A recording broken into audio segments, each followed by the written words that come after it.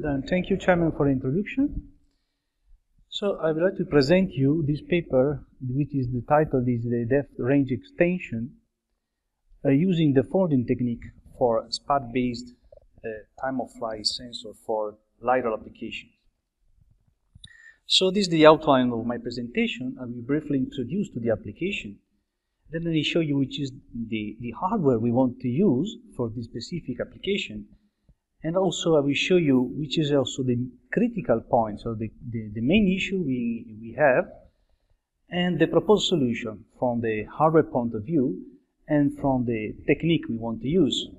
Then I will show you some experimental results and some conclusions in the end.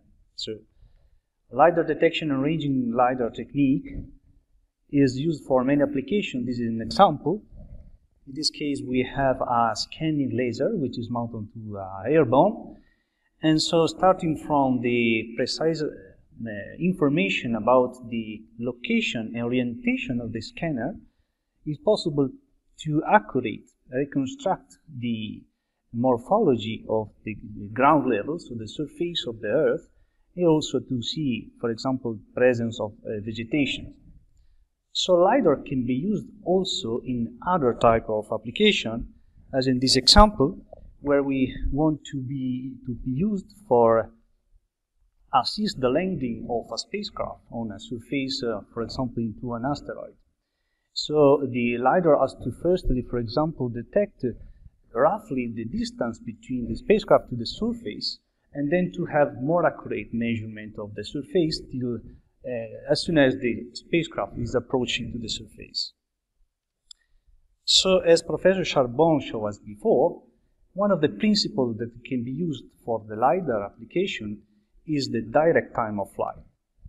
So basically what we need is the possibility to detect the arrival of photons, the time arrival of photons, and device able to do that, and from the distribution of this arrival time of photons to detect the time of the echo coming from the target.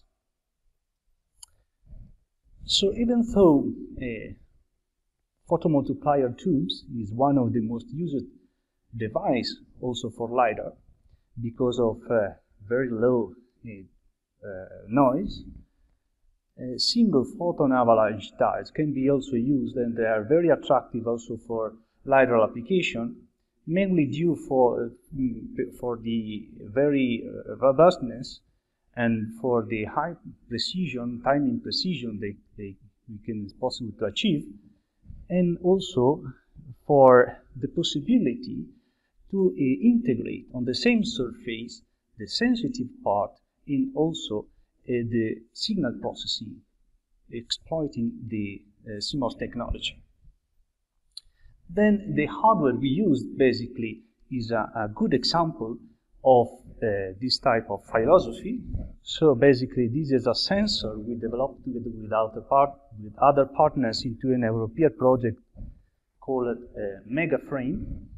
And actually Professor Charbon knows very well, which is one of co-authors of this paper. And this sensor is a 32 by 32 pixel SPAD-based sensor, where each pixel basically has a circular SPAD, and also behind the detector there is a lot of electronics, as you can see, in order to make the sensor work in two modalities. One is in counting mode, exploiting the internal counter, 7-bit internal counter, and one for timing stamp of the photon using an internal TDC, 10-bit, sorry. So this is a very simplified scheme of the pixel, and basically here these two blocks is the TDC. The TDC consists of a ring-oscillator for a fine timing measurement, and followed by a counter for a cause time measurement. And then the TDC is most of the time in idle mode, so meaning that it does not consume power. And then as soon as the SPAD detects an event, it's able to trigger the TDC. And then the TDC, as we can see in this timing diagram, will be stopped by a signal coming from the laser pulse, which is a synchronous signal which is shared among all pixels of the sensor. So let's try to compare the characteristic of the device, which is a megaframe 32 pixel, with the requirements of the LiDAR application. So firstly, we have a good time resolution, which is matched quite well with the requirement, which is to have a very good depth resolution. Also, the iframe rate and the spatial resolution of the sensor can be useful in order to speed up the acquisition, especially for scanning systems. But the main problem is that the the distance range of the sensor is limited basically by the range of the TDC. And this does not match with the requirement of the LiDAR, which has to be quite large. So this means that if we want to extend the range of the sensor, we encounter into a problem related to the fact that there is an ambiguity, that the photon A and photon B are, for example, in this case, are detected on the same value of TDC.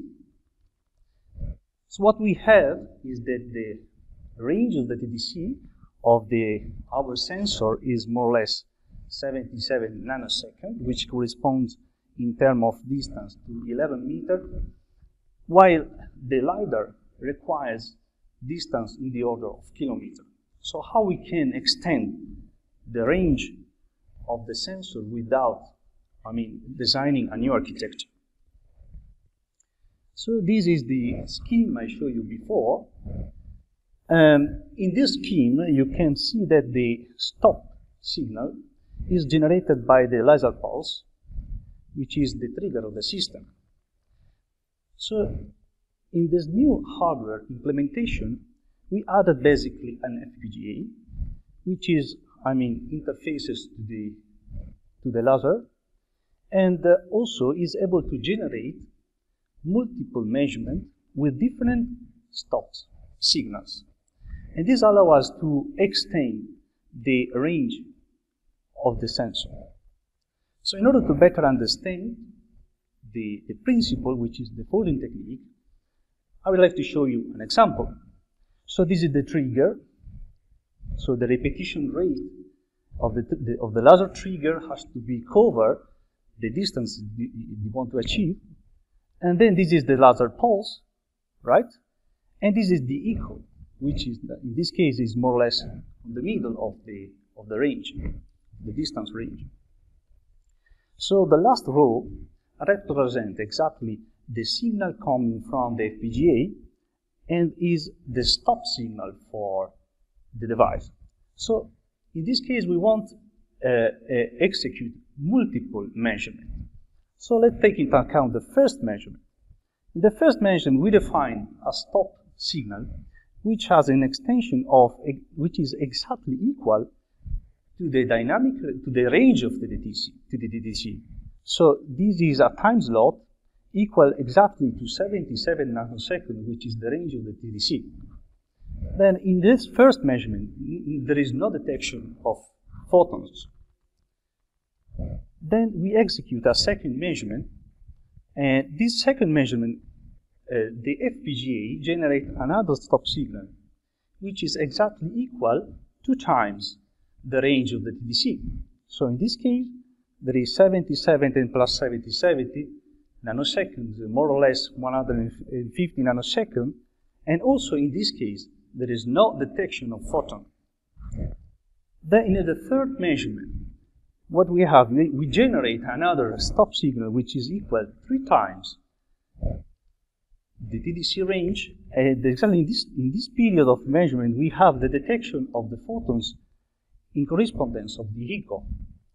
So basically, the TDC is triggered, and in this time slot, we have a measurement of the TDC. So we have actually a relative measurement. How can we extract the absolute value of the TDC, of the time, arrival time? Can be easily extracted by taking into account the number of measurements we did multiplied by the TDC range and added to the actual measurement of the TDC. So in this way, we can simply actually extend the range of measurement. So this is the setup we used, basically, in order to prove the technique. Here we have our sensor connected to the FPGA, and in front of the sensor we put a laser which is connected to a pulse generator, which should delay the laser in order to emulate a distance, right? So the measurement we obtain is this one. As we can see, this in red is the measurement we have with the folding technique, while these in blue are what we can actually achieve using the present solution, the sensors without the folding technique. So this is also other measurement result we can obtain. In this case, we have the detection of an object which is 22 meters far from the sensor. This is a ball, and which is actually possible to easily achieve also this type of distances. So the conclusion are that it's possible to extend the range, the distance of our sensor, and this has been proved for at least 3 times the TDC range, achieving the same resolution of a single foundry. And this we demonstrate is also feasible for space application. Thank you for your attention.